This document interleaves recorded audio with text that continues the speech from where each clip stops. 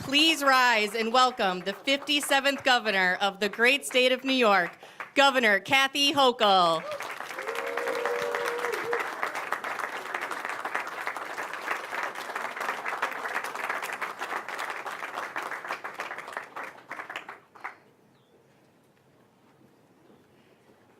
Thank you, everyone, and good morning. Welcome to our beautiful waterfront. My name is Joan Kestner, and it's my privilege to serve as the board chair of the Erie Canal Harbor Development Corporation. Our team on the board, and they're here today, some of them are here today, Leslie Zemsky and Sam Capitano, along with our president, Mark Wendell, yes, and his amazing staff are working every single day to revitalize Buffalo's unique waterfront, developing this beautiful shoreline to create an accessible destination that everyone can finally enjoy.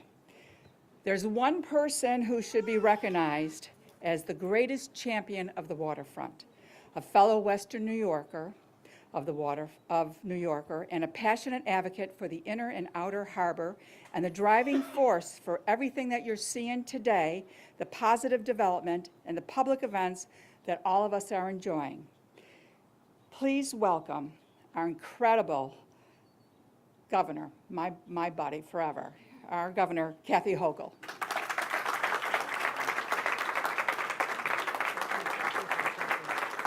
Good morning, everyone.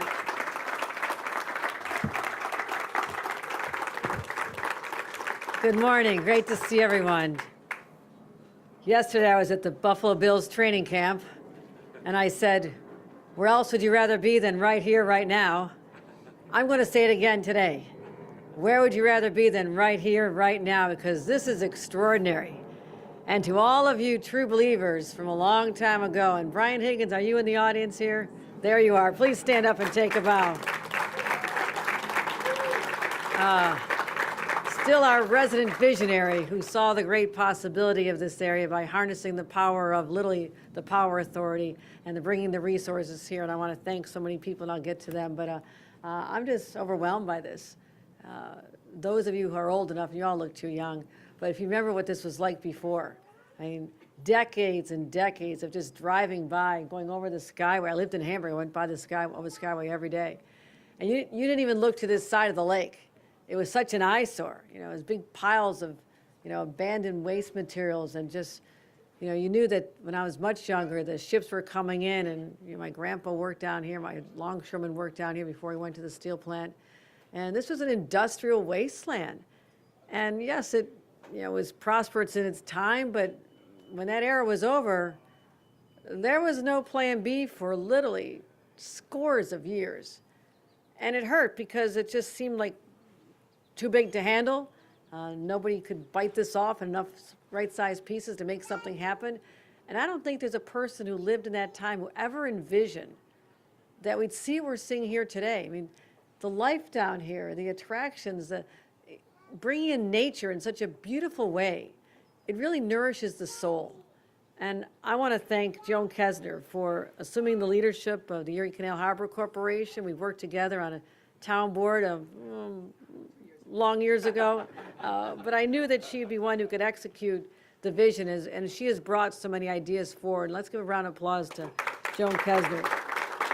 Mark Wendell, where's Mark? Mark, thank you as being spearheading this as the president of the Erie Canal Harbor Corporation. He just gave us a nice tour a little while ago to talk about the final implementation of the vision down here. And I'm not just talking about this part of Wilkinson Point where we are today, but we literally started this morning down seeing the incredible resurrection of that state park, which was very nice by most standards. It's Buffalo's first ever state park, but seeing what the vision is now to have the largest splash pad in Western New York for little kids to come to, and I might try it too, and beautiful places for people to sit and gather and stare at the sunset, because a lot of people, would like to have a house that they could see a sunset, but it's denied them. So this creates accessibility for incredible amenities down at the state park for kids to play, and building little restaurants down there for people to get a hot dog and some ice cream cones, and much nicer restroom facilities. A lot of parents like, I'm not taking my kid in that, but you won't be saying that any longer. And then working our way up to see what has happened with taking an abandoned terminal. I mean, how many years do we go by and just stare at those and say, I guess they're going to be here for the rest of our lives?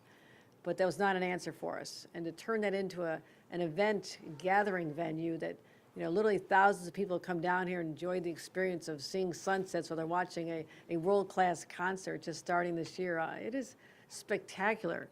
And then we go further down, closer to here, and we stop where we're going to do something that I have long dreamed about, which is bringing cruise ships to the city of Buffalo.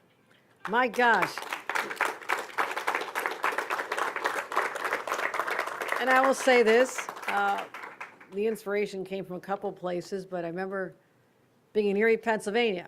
Now, nice city, right? They have a little waterfront, much smaller population. Nice things, okay? I'll get that. They have nice things in Erie. They had cruise ships coming through the Welland Canal, bypassing the city of Buffalo and everything we can offer. With Shea's Theater, Botanical Gardens that we have, and the incredible Albright Knox Gun Gallery, and countless other cultural attractions. They were bypassing Buffalo and heading right down to Erie, Pennsylvania as their first destination. I had a problem with that, and I said, no, we'll create a space. Literally by 2027, we'll be able to welcome cruise ships to the terminal right over here. It's perfect for it. It fits them. They can have 2 at a time down there. And you know what happens? I've seen this in other cities. People from the community come and gather to watch people getting off the ships. It's like an attraction. And we'll have amenities for the guests, and they'll be transported to all these great opportunities, not just here, but also in our city to take advantage. This is an economic driver that I knew we had potential for, but was never realized. And in 2027, I'm proud to announce we have a letter of intent from a cruise company that says they want to make Buffalo their next destination for 2027. So it happens because there's a community that believes in itself. We have incredible leadership. I want to thank again Mayor Chris Scanlon. This is home turf for him.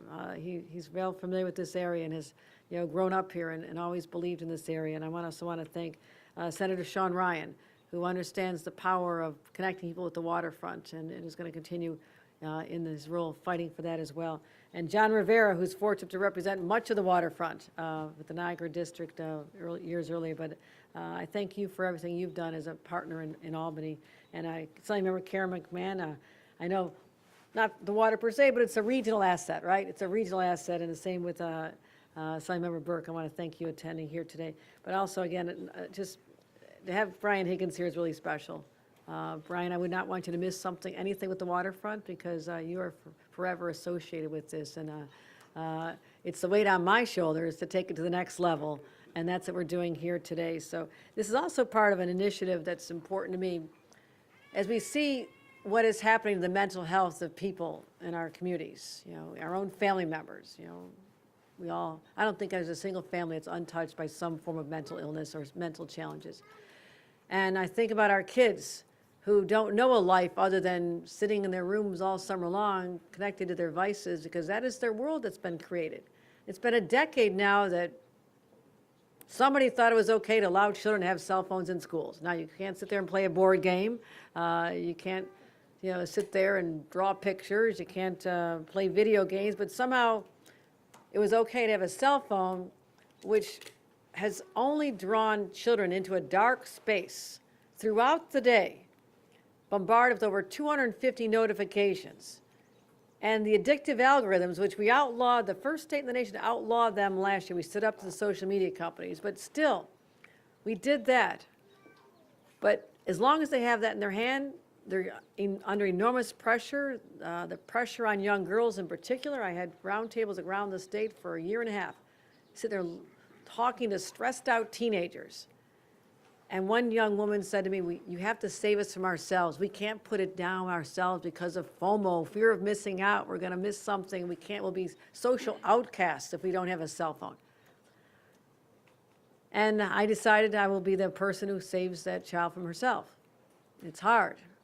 A lot of people are saying, no, you can't tell us what to do, but you know what?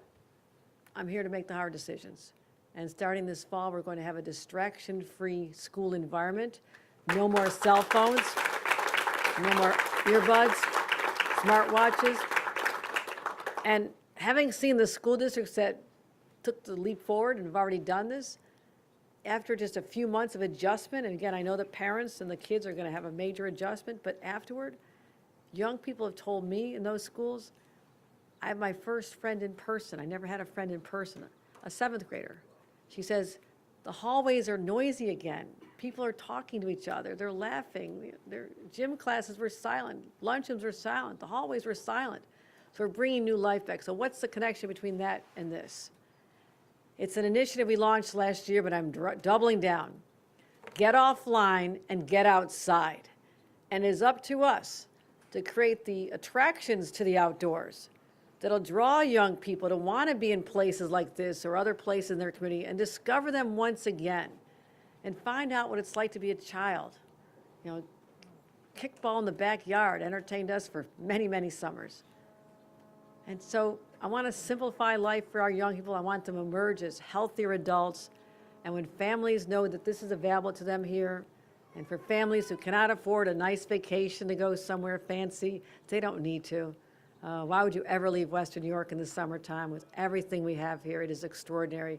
And I want this to be a continuation of that narrative that we're bringing back Buffalo, Western New York, and in making investments from the state that are going to make a huge difference. So I'm here as someone who rides my bicycle down here.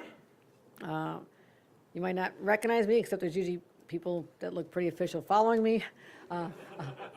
I've gotten used to that, but you know, we're going to let people stroll on this water's edge and see the most beautiful sunsets in the world. We're going to play park golf. Did you think you'd be playing park golf down here? Volleyball tournaments, kayaks, renting kayaks and bicycles, and also fitness centers down here, fitness activities. And so who would have thought?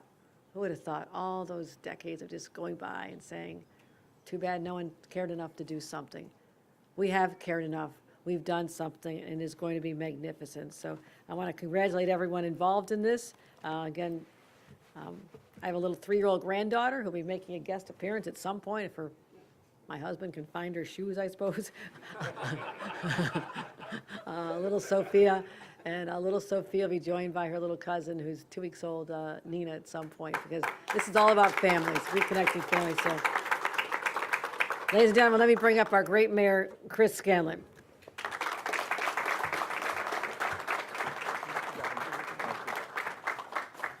Thank you, Governor. Good morning, everyone.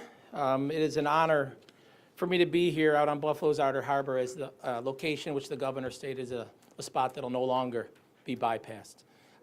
As the governor mentioned, and I don't have to tell anyone who's lived in Buffalo, it's incredible what's taken place on this Outer Harbor in the last decade and a half or so. And as the governor mentioned, there's someone here in the audience that played an instrumental role in there and that, and was a visionary in that. And I want to thank Brian Higgins for his commitment to Buffalo and this community in this Outer Harbor. Brian, thank you very much.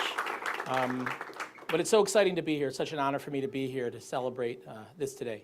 You know, more than $11 million in additional investment to this Outer Harbor and Wilkeson Point in particular, to build on the success that this location has been for the past 12 years, Wilkeson Point in particular, but the Outer Harbor in general. The governor's touched on this. And the beautiful thing about this is these are wonderful additions, but this is about people and the people that utilize this space. I don't live very far from here. I utilize this space, bring the kids to the state park. I was at a concert Friday night at Terminal B. So this is important to all of us here, and these incredible additions just making it that much better. But these don't just happen. These things don't just happen. It takes a lot of cooperation, a lot of collaboration, different partnerships taking place. So first and foremost, I have to thank Governor Kathy Hochul for her commitment to Buffalo, to this state, and today to this Outer Harbor. Governor, thank you very much. To Joan Kesner and the board, I can't thank you enough for your continued partnership. You know, we continue to have meetings on a regular basis, and I want to thank you and your team for everything that you're doing for this location as well. To Mark Wendell and everyone at the Erie Canal Harbor Development Corporation, your team is absolutely phenomenal, and it's been an honor working with you on a daily basis on a regular basis for the past few years. So thank you. And to everyone else, the people that come out here and utilize this space, I want to thank you. You give us the reason to work on these things and give you the destinations that we're giving you. So I want to thank you all from the state park to the Terminal B, the different restaurants that are opening up, Wilkinson Point, the new trails, the volleyball, park golf. I mean, as the governor mentioned, who would have thought all these things would be taking place, and it's happening quickly. And the best part is we're not done. We're just getting started out here. You know, we have these conversations on a regular basis, and we're just getting started. But part of that cooperation, that collaboration, are our partners in different levels of government. You know, we have people from the county here today, Chair Tim Myers, Council President Brian Bowman from the City of Buffalo, and our fantastic state partners, Assembly Members Burke, McMahon, Rivera, Senator Sean Ryan. Without us all working together, pulling in the same direction, these things don't happen. So I want to thank them all for their continued partnership in government and working on behalf of the residents of Buffalo, Western New York, and everyone who's going to benefit from these additions. I did mention to Joan before we came out, they messed up one thing, and it's the questionable operators that they have here at this location. These are lifelong friends of mine, and I'm so incredibly happy for them and proud of them for the incredible things that they're doing in this community. Peter and Suzanne Scarcella, Michael Fitzpatrick, and the fantastic things that they're going to do out here, in addition to their already fantastic spot that they opened up, the Dog and Pony. They're giving people a wonderful outlet to come out, eat, drink, be merry, have a good time together. And they're going to be an incredible addition to the Outer Harbor here. So I want to congratulate them and wish them nothing but the best of luck out here as well.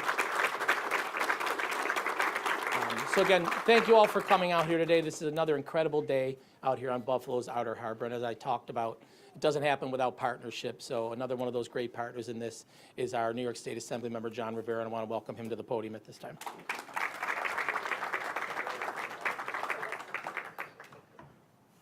Oh, it's a beautiful day to be in Buffalo. I'll say a few words, and I just, first I want to say thank you to a couple people. First, I was 19 years old when I met Brian Higgins. It was his first term in the United States Congress. The country was in a wild time, and new leadership was really needed. And I learned firsthand the kind of leadership that I knew I eventually wanted to have. And that was the absolute awareness, assurance, and confidence that we deserved better. And he looked at the waterfront as an assembly member first and representing this area, knowing that we had an opportunity, we had a potential, we had something special here.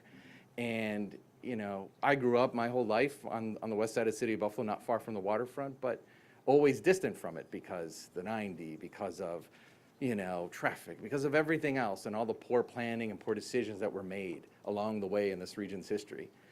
But I knew working in that space, working for the congressman and working with his great folks, who some of them are in the crowd. I see Bonnie Kane Lockwood and Chris Fahey. We knew that this space had potential.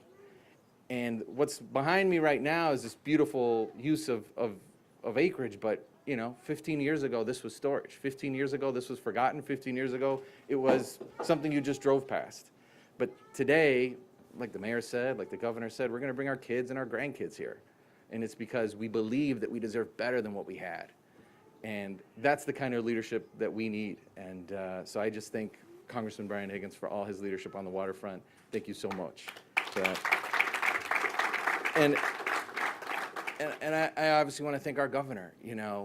I can tell you, I interact with colleagues in state government, state legislators from all across this country, and I'll tell you, and I'm not just saying it because she's standing in front of me, 49 other states wish they had our governor.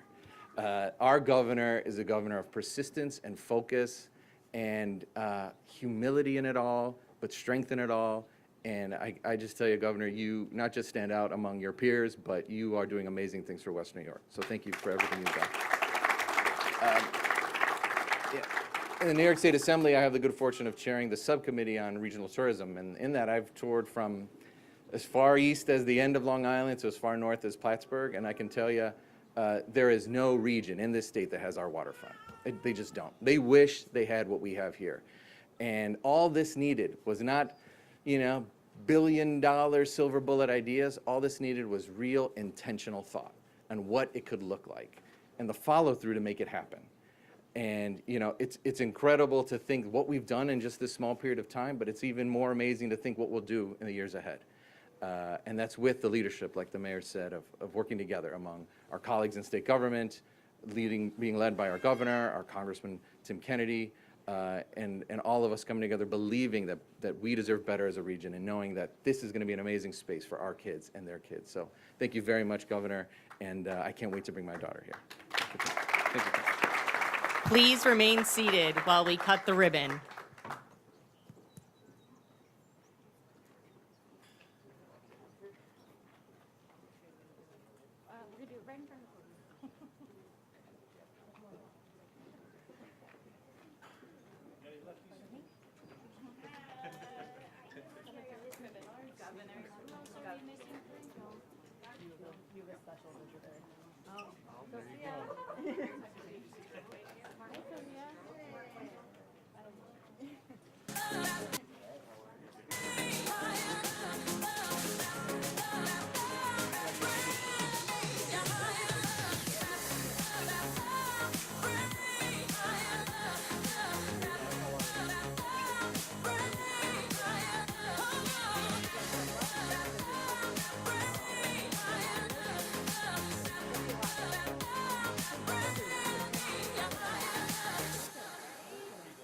Worlds are turning, and we're just hanging on, facing our fears, standing after and it's real to me. There must be someone who's feeling for me. Things look so bad everywhere in this whole world. What is fair? Thank you. That concludes our program. We walk the line and try to